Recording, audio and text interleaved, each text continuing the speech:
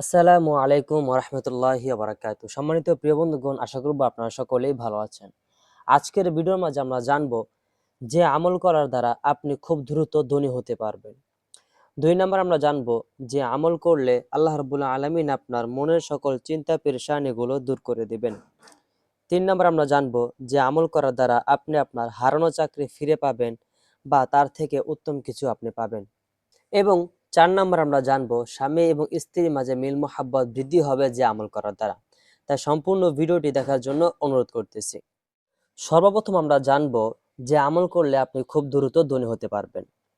যে ব্যক্তি 40 দিন পর্যন্ত দৈনিক 40 বার ইয়া আজিজু পাঠ করবে, আল্লাহ তাআলা তাকে সম্মানিত ও ধনী বানিয়ে দিবেন। 40 দিন পর্যন্ত দৈনিক 40 বার আপনার আল্লাহ পাকের এই নামটি পাঠ করতে হবে। 2 নম্বর আমরা জানবো যে আমল করলে আল্লাহ রাব্বুল আলামিন আপনার মনের সকল চিন্তা পেরেশানিগুলো দূর করে দিবেন।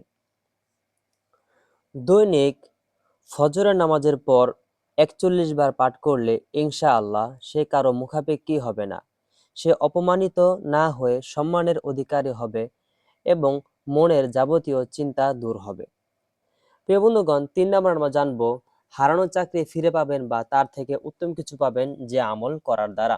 যদি কোনো ব্যক্তি চাকরি থেকে পদচ্যুত হয়, তবে সে ব্যক্তি 7 দিন যাবৎ এই আমল করবে।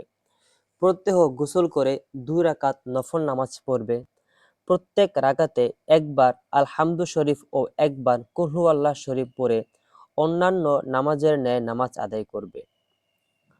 অতঃপর তৃতীয় দিন পর্যন্ত 3000 বার ইয়া আজিজু পাঠ করবে। চতুর্থ দিবসে বসে 500 বার পাঠ করবে। পঞ্চম, ষষ্ঠ এবং সপ্তম দিবসে সেজদায় গিয়ে 300 বার ইয়া আজিজু পাঠ করবে। অতঃপর দোয়া করবে, ইনশাআল্লাহ পূর্বের চাকরি লাভ হবে অথবা গায়েব থেকে পূর্বের চাকরির চেয়ে উচ্চতম পদমর্যাদার ব্যবস্থা হবে। সম্মানিত প্রিয় বন্ধুগণ, সর্বশেষ আমরা জানবো যে আমল করার দ্বারা স্বামী স্ত্রীর মাঝে মিল মোহাব্বত বৃদ্ধি হবে। যে স্বামী তার স্ত্রীর উপর অসৎ ব্যবহার ও অত্যাচার করে, সে স্ত্রী যদি উপরোক্ত আমলটি করে, আল্লাহর রহমতে তার স্বামী সৎ ব্যবহার করবে।